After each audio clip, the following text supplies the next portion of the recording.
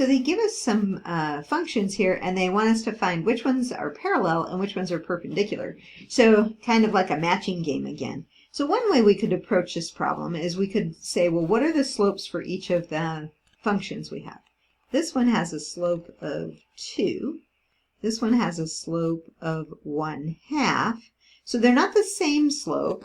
Are they opposite reciprocals? No, they're reciprocals, but they're not opposites, so those two don't do anything.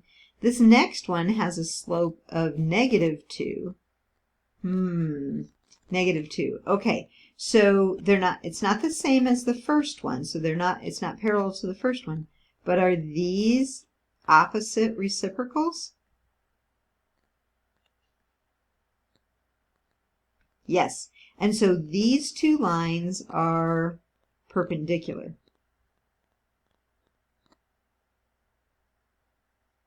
Okay, now let's look at the last one.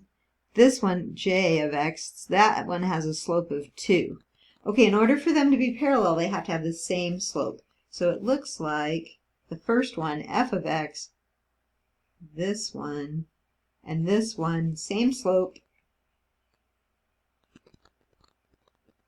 So they are parallel. Now, my answer is kind of all over the place. I could write it a little bit better. So I'll give you some notation here.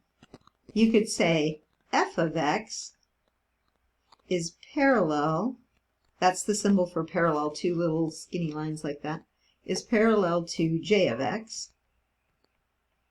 And then you could say g of x is perpendicular, that's the symbol for perpendicular, to h of x. I don't think the book's going to use that notation. I think they just say, you know, which ones are parallel, which ones are perpendicular. I think they just use the words, but that's the notation.